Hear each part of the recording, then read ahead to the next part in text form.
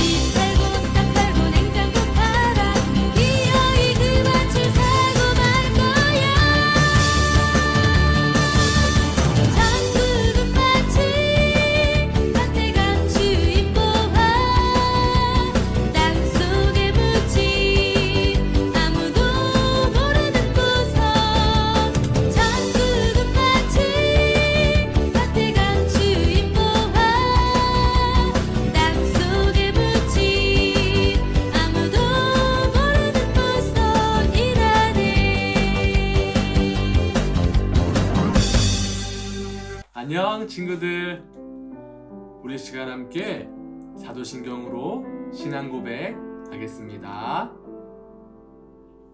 나는 전능하신 아버지 하나님, 천지의 창조주를 믿습니다.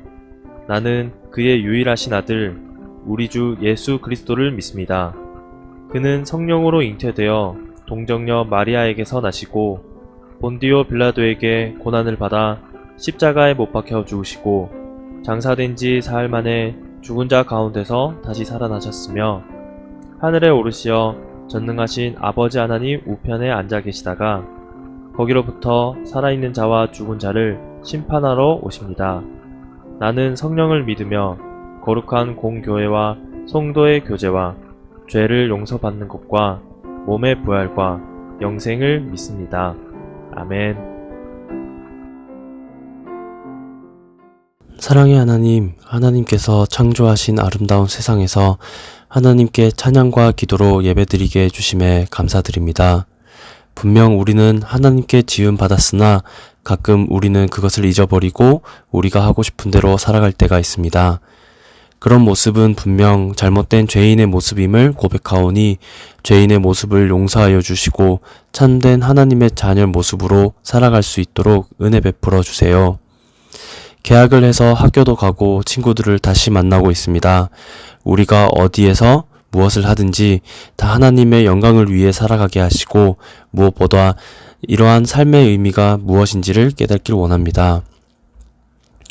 오늘 예배를 통해서 더욱 하나님의 뜻과 마음을 알게 하셔서 동일한 마음을 우리도 품고 살아가게 하옵소서. 항상 주님의 발걸음을 따라가기를 원하오며 오늘도 한 걸음 내딛는 시간이 되길 기대합니다. 예수님의 이름으로 기도드립니다. 아멘. 샬롬, 하나님 사랑, 친구 사랑, 아가페교회 옥목사입니다. 오늘 하나님 말씀 고린도전서 13장 13절 말씀 다 같이 읽겠습니다. 고린도전서 13장 13절 말씀, 그런즉 믿음, 소망, 사랑 이 세 가지는 항상 있을 것인데 그 중에 제일은 사랑이라. 고린도전서 13장 13절 말씀. 아멘. 러브러브 친구들 만나서 반갑습니다. 오늘은 우리가 고린도전서 마지막 세 번째 시간을 함께 갖도록 하겠습니다. 지난 시간까지 우리가 고린도전서에 대해서 1장부터 5장까지 그리고 6장에서부터 10장까지의 내용들을 함께 각 주제와 이미지와 도용들을 가지고 살펴보았습니다. 오늘은 11장부터 마지막 16장까지 이르게 되는 내용들을 함께 살펴볼 텐데요. 오늘 임의성경을 통해서 우리 친구들이 함께 복습하고 또 함께 배워서 오른쪽 뇌에 잘 저장할 수 있는 귀한 시간이 되었으면 좋겠습니다. 자, 그러면 우리가 임의성경으로 함께 11장부터 16장까지 함께 말씀을 정리하도록 하겠습니다. 지난 시간에 우리가 2주간에 걸쳐서 배웠던 내용이 있죠. 1장에서부터 5장 그리고 6장에서부터 10장까지의 내용을 함께 살펴보았습니다.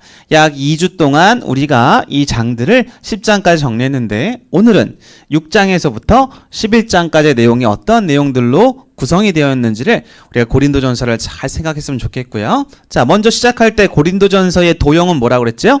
삼각형 모양의 꼬랑지 하나인데 여기가 뚫려 있다 라고 말씀을 드렸죠. 이렇게 삼각형 모양의 여기가 뚫려 있는 이유가 왜인지 16장이 그 이유가 되는데 좀 이따 16장에서 설명해 드리도록 하겠습니다. 자, 그럼 11장 고린도전서 11장의 내용은 바로 무엇이냐? 고린도 교회는 바로 첫 중요한 문제가 있었어요. 예배를 드릴 때 성찬식을 하는데 이 성찬식을 할 때에 문제가 생겨났습니다. 그래서 어떤 문제가 있었느냐라고 했을 때 자, 성찬식을 하면서 돈이 많고 부유한 사람들은 먼저 예배당에 와서 성찬식에 참여하면서 그 떡과 고기를 먼저 먹은 사람들이 있었어요. 배가 고픈 사람들도 성찬식을 하면서 늦게 오는 사람을 기다리지 못하고 먼저 먹거나 또 먼저 기다리고 있는 부유한 사람들은 늦게 오는 사람들을 기다리기 귀찮다라고 해서 먼저 먹는 경우들이 있었습니다. 배고파서 먹든 아니면 기다리기 지쳐서 먼저 먹든 그들은 그러한 시간에 성찬식을 하면서 바로 그러한 행위들을 했어요.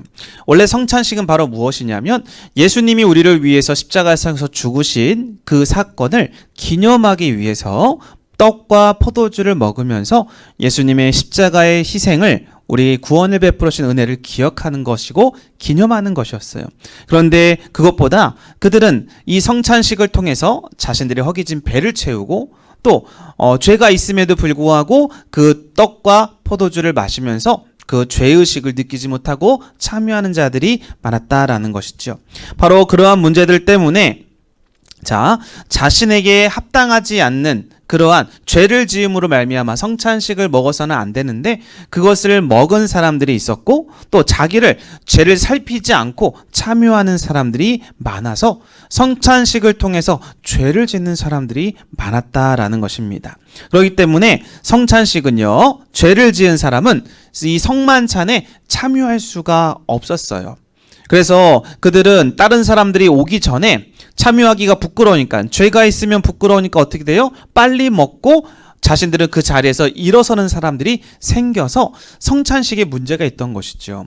성찬식은요, 정해진 시간에 참석하는 예배자들이 함께 떡과 포도주를 나누면서 예수님의 십자가를 기념하고 그리고 같이 한 형제애를 우리가 한 예수 그리스도 안에서 은혜를 입은 공동체임을 함께 누리는 시간인데 배고파서 먼저 먹고 또 죄의식이 있으니까 남들이 볼까봐 두려워서 빨리 먹고 일어서서 나가는 그러한 순서가 뒤죽박죽되는 그러한 일들이 교회 안에 있어서 사도 바울이 성찬식은 그렇게 하면 안 된다라고 말을 하면서 성찬식에 대한 문제를 바로잡았죠. 그래서 성찬식은 어떻게 하느냐? 자, 여기서 보면은 이렇게 호리병 모양으로 이렇게 그리고요. 그리고 자, 우리가 빵 있죠? 빵 모양을 이렇게 그리면 되겠습니다. 그래서 성찬식 문제를 해결하는 그러한 사도 바울의 내용이 바로 11장에 있다라는 것이고요.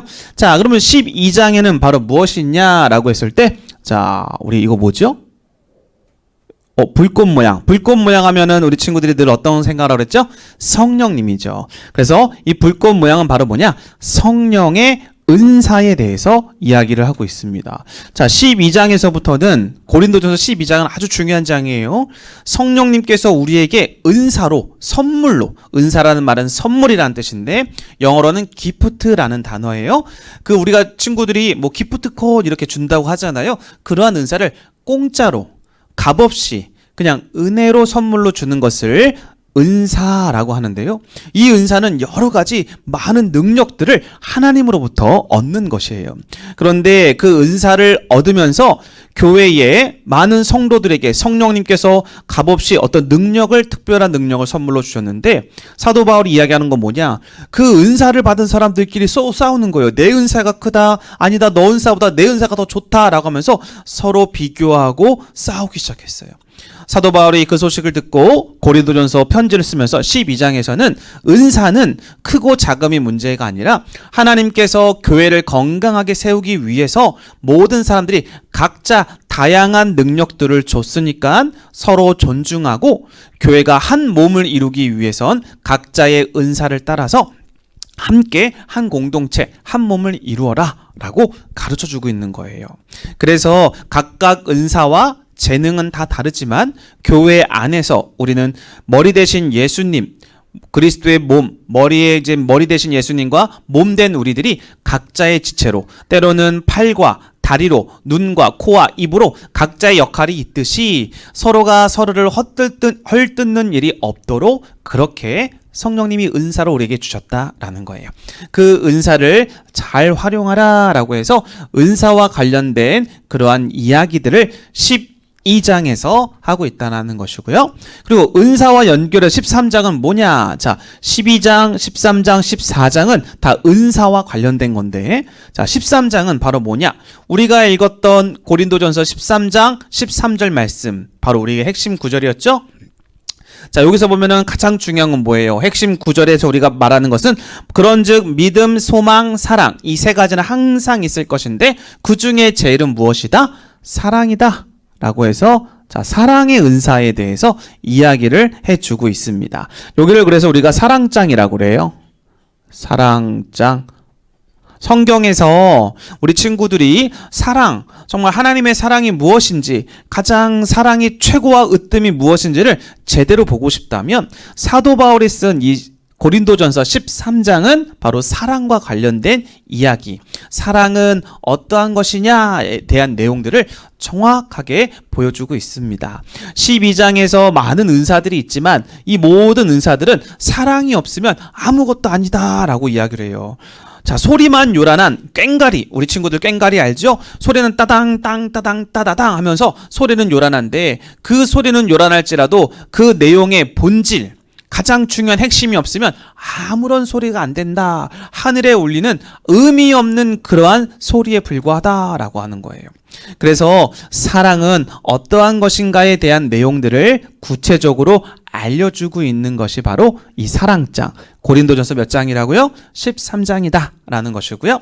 자, 그러면 14장은 뭐냐? 자, 12, 13, 14장은 은사와 관련된 장이라고 그랬죠? 14장은 바로 무엇이냐면 이거예요. 자, 우리 친구들 이거 뭐지요? 자, 이렇게 하고요. 자, 이게 뭘까요? 입술 모양이죠. 입술에서 막 방언이 터져요. 자, 소리가 막 납니다. 샬라샬라샬라샬라 아라라라라라 막 이렇게 혀가 풀리고 말이 막 빨라지고, 그리고 어떠한 특별한 언어들을 구사하는 게 있어요. 그게 바로 무엇이냐? 성령님께서 은사로 주시는 바로 방언의 은사예요. 방언의 은사. 방언의 은사. 이 방언의 은사를 받은 교회, 고린도 교회는 많은 사람이 방언의 은사를 받았어요. 그런데 그 은사를 방언뿐만 아니라 또 각종 예언을 하는 사람들도 생겼어요. 은사들 중에 방언과 예언을 하는 특별한 은사를 받는 사람들이 있다 보니까 성도들 사이에 웅성웅성하고 난리가 났어요.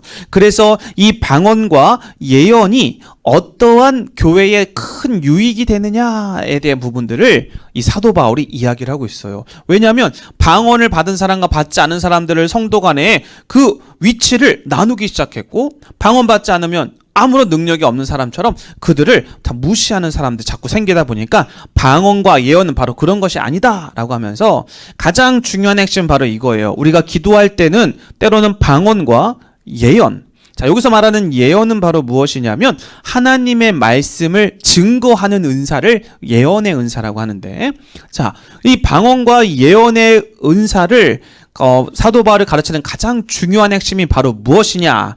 이 방언과 은사를 받았을 때 교회에 큰 덕이 되는 가장 중요한 것은 바로 누구든지 방언이나 예언을 통해서 알아들을 수 있어야 된다라는 거예요. 방언과 예언은 하나님이 우리와 교제하면서 주시는 풍성한 대화의 예언 내용들이거든요. 하나님과의 풍성한 대화의 내용들을 나는 아는데, 하나님도 알고 나는 아는데 다른 성도들이 모르면 안 되잖아요. 다른 친구들이 모르면 안 되잖아요. 그래서 방언을 하는 사람은 방언을 해석해주는 통변의 은사를 가진 사람들 옆에 꼭 끼고 있으라고 하고, 예언을 하는 사람들도 항상 하나님의 말씀을 정확하고 객관적으로 다른 사람들에게 이해시킬 수 있도록 그렇게 선포할 수 있도록 사도 바울은 그것을 가르치고 있는 거예요. 그래서 모든 성도들이 하나님과의 대화, 하나님의 말씀을 더 정확하고 깊이 이해해서 교회에는 하나님의 뜻이 더 풍성해질 수 있도록 하는 것이 바로 방언과 예언의 가장 중요한 포인트다라고 사도 바울은 가르치고 있지요. 자, 그리고 이제 14장이고요. 15장은 바로 무엇이냐면, 자, 15장 바로 무엇이냐, 목사님 그려볼게요. 이렇게 하고요. 자, 쫄라맨이에요. 쫄라맨인데 뭐 하고 있죠? 이야 하면서 승리한 그런 쾌감과 즐거움을 표현하고 있어요. 바로 무엇이냐면 사도 바울의 15장에서는 바로 부활과 관련된 이야기를 하고 있어요. 자, 부활입니다. 무슨 말이냐면 이 고린도 전서를 쓴 이 당시에는요, 그리스도인들이요, 교회 안에 어떠한 문제가 있었냐면 바로 부활에 대해서 믿지 않는 친구들이 있었어요. 부활에 대해서 왜 믿지 않을까요? 여러분, 예수님에 대해서 가장 중요한 두 가지의 사건, 핵심 복음 뭐예요? 십자가를 통해서 우리의 죄를 대신 죄값을 치러주신 사건과 죽은 지 3일 만에 부활하신 사건이 굉장히 중요한 복음, 전체 복음 중에서 큰 핵심을 차지하고 있는데 그 두 번째 부활이 되는 내용들을 믿지 않았어요. 왜 그러냐?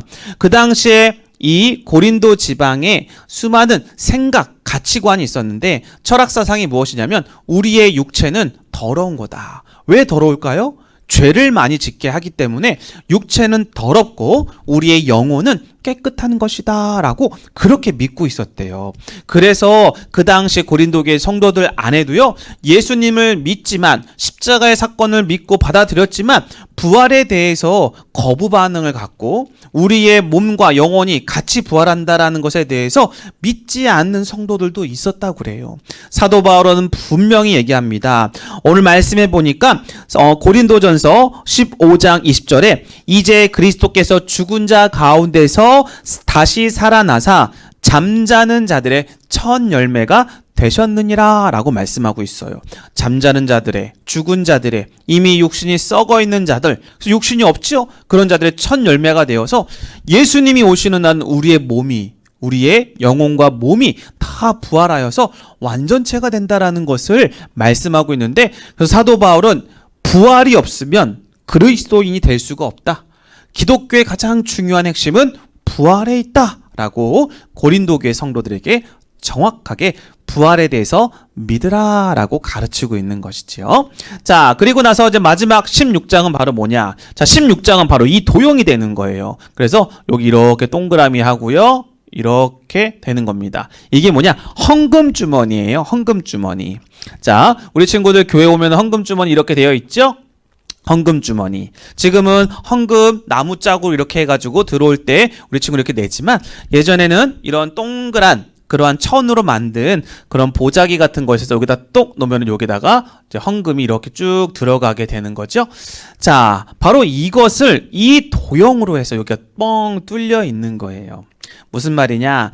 마지막 고린도전서 16장에서는 헌금을 어떻게 해야 되는지에 대해서 잘 설명해 주고 있어요. 헌금은요, 우리가 그냥 아무 때나 와서 내 주머니에 있는 돈을 있으면 내고 없으면 안 되는 그런 것이 아니라, 헌금을 할 때는요, 항상 미리 교회 오기 전에 잘 준비해서 정성스럽게 기쁨과 감사함으로 예물을 준비하여서 드리라라고 고린도 교회에 바울이 그렇게 헌금에 대해서 가르치고 있고요. 이 헌금이 사용되는 것은 영혼을 살리고 구제하는 일에 그렇게 사용되어야 된다라고 또한 가르치고 있어요. 그래서 마지막 16장은 뭐라고요? 헌금 바구니 모양의 연보, 그 당시에는 헌금을 연보라고 했고, 오늘날은 이것을 헌금으로 예배 때 우리가 사용하고 있는 것이죠. 그래서 마지막 16장은 바로 헌금과 관련된 이야기, 헌금 바구니, 그래서 삼각형에 뚫려 있는 거죠.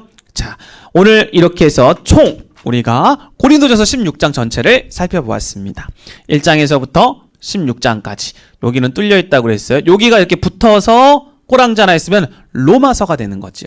그러므로 우리 친구들이 1장에서부터 16장까지의 이 여러 가지 내용들을, 그전에는 우리가 보았던 지난주와 지지난주에 함께 살펴보았던 내용들을 복습하면서 오늘의 내용들 6장에서부터 16장까지의 내용들 잘 복습하셔서 오른쪽 우리 친구들 잘 저장하여 워킹 바이블이 되시고, 정말 고린도 교회에 많은 문제가 있었지만 사도 바울이 오늘 이 교회의 여러 가지 문제들, 너무 많은 문제들이 있었어요. 이 문제들을 예수 그리스도 십자가 복음 안에서 어떻게 그것을 해결해 갔는가에 대한 부분들을 잘 설명해 주고 있죠. 우리 친구들도 교회 생활하면서 여러 가지 교회 안에 문제가 있을 수 있을 때 사도 바울처럼 우리가 예수님 안에서 그 문제들 하나하나 해결해 가고, 또 그 진리에서 우리가 바르게 신앙생활할 수 있는 러브러브 친구들이 다 될 수 있기를 주님의 이름으로 간절히 축복합니다. 기도하겠습니다.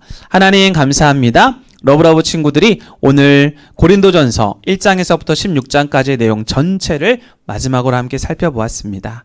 하나님께서 고린도 교회에 많은 문제가 있었지만 사도 바울 선생을 통해서 이 문제를 하나하나 해결하여서 성경의 신앙의 바른 진리를 따를 수 있도록 이렇게 안내했던 것처럼 우리 친구들도 말씀을 잘 배우고 익혀서 바른 신앙 안에서 하나님을 잘 섬기고, 많은 친구들에게 하나님이 주신 성령의 은사로 그들을 바른 길로 인도해 나가는 귀한 친구들 되게 주옵소서. 감사를 드리며 예수님의 이름으로 기도합니다. 아멘.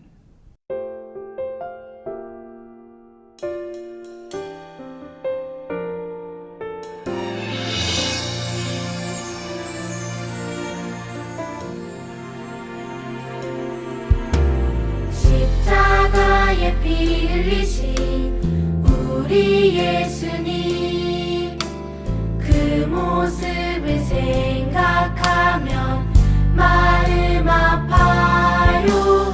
예수님이 들려주신 하나님 나라, 예수님이 보여주신 놀라운 기적,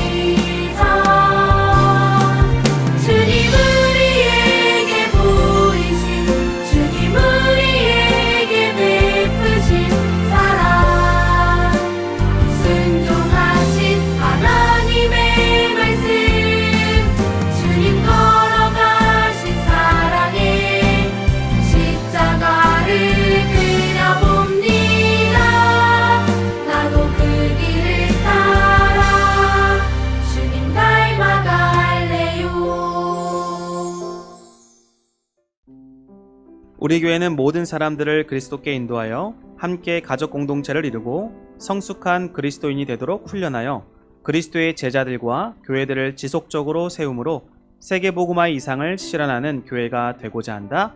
오직 성령이 너에게 임하시면 너희가 권능을 받아 예루살렘과 온 유대와 사마리아 땅끝까지 주의 복음을 전하겠나이다.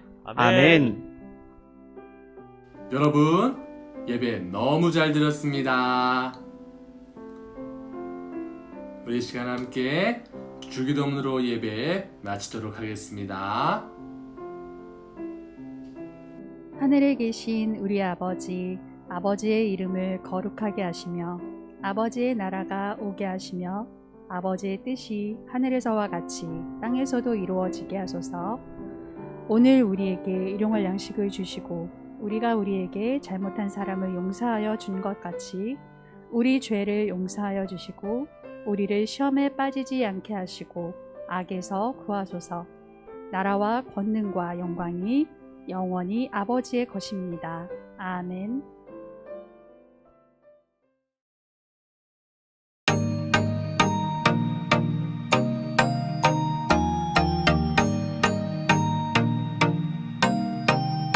여호와 하나님이 땅의 흙으로 사람을 지으시고 생기를 그 코에 불어넣으시니 사람이 생명이 되니라. 창세기 2장 7절 말씀. 여호와 하나님이 땅의 흙으로 사람을 지으시고 생기를 그 코에 불어넣으시니 사람이 생명이 되니라. 창세기 2장 7절 말씀.